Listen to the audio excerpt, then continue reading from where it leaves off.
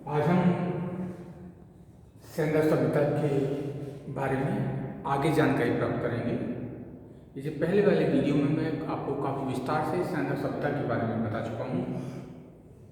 मैंने उनके सामाजिक आर्थिक जीवन के बारे में, उनकी नगर योजना के बारे में मैंने आपको जानकारी दी थी। इस वीडियो के अंदर हम आज इस बात की जानकारी प्राप्त करेंगे कि उनका अंत्येष्टि संस्कार कैसे होता था, उनका अंतिम संस्कार कैसे होता था, मरने के बाद मृतक के साथ वो क्या करते थे, कैसा सलूक करते थे, उनकी परंपराएं क्या थी। और मैं वही पहले वाली बात दोबारा दोहराना चाहूँगा कि हमारे पास क्योंकि उस समय के व्यक्ति मौजूद नहीं हैं, इसलिए एक अनुमान लगाया जाता है। जब हम इतिहास की बात करते हैं तो बहुत सी बातें हमको अनुमान के आधार पर कहनी पड़ती हैं। और जब हम सैंडल सभ्यता की बात करते हैं, क्योंकि वहाँ पर हमको लिखित साक्ष्य नहीं मिल रही, लिखित वहाँ की जो लिपि है वो अभी तक पढ़ी नहीं जा सकी है, इसलिए वहाँ जो अवशेष मिल रहे हैं उन अवशेषों से हम अनुमान लगा रहे हैं, उन अवशेषों से हम इतिहास लिखने की कोशिश कर रहे हैं। तो आइए आज हम इस बात की जानकारी प्राप्त करें कि सैंडल सभ्यता के अंदर मृत संस्कार, जो मृतक व्यक्ति था उसका अंतिम संस्कार कैसे होता था। व्हीलर जो बहुत अच्छे कथनकर्ता है और बहुत अच्छे इतिहासकार भी हैं, उन्होंने हड़प्पा की खुदाई की है और उन्होंने वहाँ की सावधान परंपरा या वहाँ की अंत्येष्टि परंपरा के ऊपर बहुत कुछ जानने का प्रयास किया था। और उसके आधार पर हम निष्कर्ष निकालते हैं कि वहाँ पर करीबन एक जैसी परंपरा तो हमको दिखाई नहीं देती। यानी कि हम सैंडल सभ्यता के अंदर हम ये नहीं कह सकते कि वहाँ पर जो समूचा समाज है वो एक जैसी अंत्येष्टि संस्कार, एक जैसा अंतिम संस्कार किया जाता था। हमें कब्रें भी मिली हैं, हमको जली हुई राख के अवशेष भी मिले हैं, हमको आंशिक समाधान भी मिला है। तो हम कह नहीं सकते कि कोई एक निश्चित परंपरा वहाँ पर रही होगी। शायद अलग अलग समाज के लोग अलग अलग तरीके से अंत्येष्टि क्रिया करते होंगे। तो सबसे पहले आइए हम जो विलन कह रहे हैं उनको खुदाई में तीन कक्षों वाला एक कब्रिस्तान मिला जिसका उन्होंने नाम दिया है आर्सेन।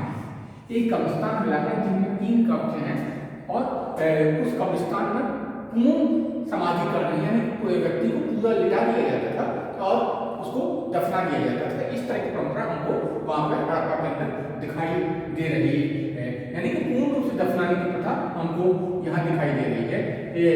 परंतु इसके साथ साथ हमको आंशिक समाधिकरण दिखाई दे रहा है, आंशिक रूप से भी दफनाने की एक शैली हमको दिखाई दे रही है। होता ये था कि कभी कभी शव था उसको खुले मैदान के अंदर छोड़ दिया जाता था और उसकी जो बची हड्डियां थी उन हड्डियों को जमीन के अंदर दफना किया जाता था, यानी कि ये था आंशिक समाधिकरण।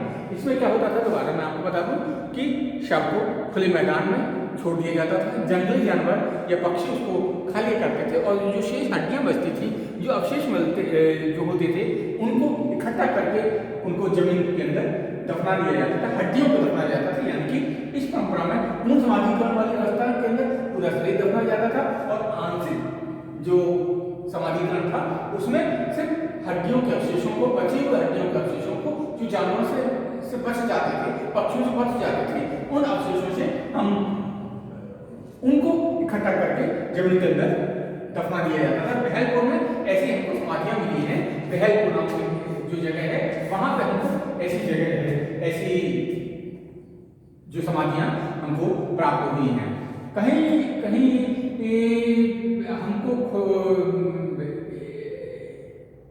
ऐसा भी मिला है कि एक ही कब्र में कई शब्द मिले। सामूहिक जो दफन की परंपरा भी हमको दिखाई देती है। कालीबंगा और लूथर एक ऐसी जगह है, कालीबंगा और लूथर में हमको कुछ सामूहिक कब्रें मिली है, यानी कि एक ही कब्र में एक से अधिक व्यक्ति वहां पर दफनाए गए थे। तो यहाँ पर एक कब्र वाला कब्रिस्तान भी हमको मिला है, परंतु कुछ जगह हमको सामूहिक कब्रिस्तान में मिले हैं जहाँ एक ही कब्र के अंदर दो या एक से अधिक व्यक्ति उन पर दफन कर दिए जाते थे। तो जो पूर्ण समाधिकरण है उसमें पूरे व्यक्ति को दफनाया जाता था, जो आंशिक समाधिकरण है उसमें व्यक्ति को खुले मैदान में छोड़ दिया जाता था, जंगल में छोड़ दिया जाता था, या जहाँ भी छोड़ा जाता था वो जानवरों के लिए छोड़ दिया जाता था। और जानवर और पक्षी जब उसको खा लिया करते थे, उनकी हड्डियों को इकट्ठा किया जाता था और हड्डियों को किसी कलश में रख के जमीन के अंदर दफना दिया जाता था, समाधि उसको बना दी जाती थी। तो ये आंशिक समाधिकरण की स्थिति थी। अब अगला प्रश्न आता है कि जब ये शव को दफनाते थे, मैं पूर्ण समाधिकरण की बात कर रहा हूँ, जब ये दफनाते थे तो उनका सिर और पैर किस दिशा में होते थे? एक धार्मिक मान्यताओं के अनुसार अलग अलग धर्मों के अंदर शव का पैर और सिर एक निश्चित दिशा में रखने की परंपरा है। यहाँ पर हमको एक निश्चित मान्यता पर नहीं पहुँचते कि जो शव हमको मिले हैं वो किसी एक डायरेक्शन में हमको प्राप्त नहीं होते, उनके सिर अलग अलग जो दिशाएं हैं उनके अंदर हमको प्राप्त होते हैं। हड़प्पा के अंदर जो शव प्राप्त हुए हैं उनके अधिकतर जो सिर हैं वो उत्तर दिशा में है, यानी हड़प्पा के अंदर जो सिर प्राप्त हुए हैं वो उत्तर दिशा में रखे गए हैं, और पर कालीबंगा में दक्षिण और उत्तर दिशा में मिले हैं। और लोथल में हमको उनका सिर पूर्व और पश्चिम दिशा में है, और रोपड़ में जो शव प्राप्त हुए हैं वो पश्चिम और पूर्व दिशा में है। जैसा कि मैंने आपको बताया कि शव का सिर किस दिशा में होगा, ये भी एक धर्म परंपरा के अनुसार आता है, धर्म परंपराओं में आता है। तो हमको समुचित सभ्यता के अंदर अलग अलग तरीके का सिर, जो शव का सिर रखने की परंपरा मिली है। जो हड़प्पा है उसमें अधिकतर जो शव है उनके सिर हैं वो उत्तर दिशा में है, पर जो कालीबंगा में अधिकतर सिर दक्षिण उत्तर दिशा में हमको प्राप्त होते हैं, और लोथल में पूर्व और पश्चिम दिशा में प्राप्त हुए हैं। रोपड़ की खुदाई में हमको पश्चिम और पूर्व दिशा में इनके सिर प्राप्त हुए हैं। तो हम ये नहीं कह सकते कि कोई एक परंपरा नहीं होगी, एक तरह की परंपरा शव दाह की नहीं होगी। शव के सिर रखने की परंपरा भी हमको अलग अलग जगह की खुदाई में अलग अलग तरह की मिली है। तो अभी मैंने आपको बताया है पूर्ण समाधान की परंपरा, आंशिक समाधान की परंपरा, परंतु हमको तीसरी तरह की समाधान की परंपरा भी हमको प्राप्त होती है। उसमें क्या है, तो उसमें शव को जला दिया जाता था और उसकी जो भस्म होती थी उसको किसी पात्र में रखकर जमीन के अंदर गाड़ दिया जाता था। यानी कि पूर्ण समाधिकरण में पूरा शव दफना दिया जाता था, आंशिक जो समाधिकरण है उसमें हड्डियां दफनाई जाती थी, और दाह कर्म वाले जो संस्कार था उसमें शव को जला दिया जाता था, और शव को जलाने के बाद उसको घड़े में रख दिया जाता था, और घड़े में रख के उसको गाड़ दिया जाता था। और कभी कभी कुछ स्थानों पर हमको घड़े के भीतर भौतिक वस्तुएं प्राप्त हुई हैं। भौतिक वस्तुओं से मतलब उसके खाने पीने की वस्तु हो सकते हैं, बर्तन हो सकते हैं, आभूषण होते हैं।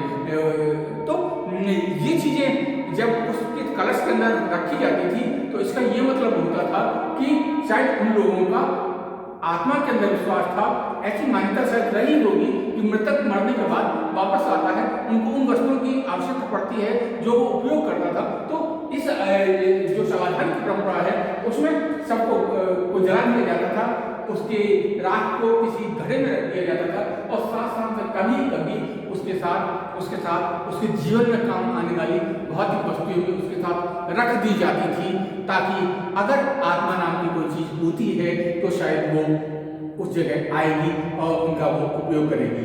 ऐसी शायद मान्यता उनकी रही होगी। तो ये तीन तरह की क्रियाएं, तीन तरह का अंतिम संस्कार परंपरा वहां पर मौजूद थी। मैं आपको दोबारा इन सारी बातों को रिपीट कर दूं कि पहले जो परंपरा थी वो पूर्ण समाधान की पूर्ण रूप से व्यक्ति को दफनाया जाता था।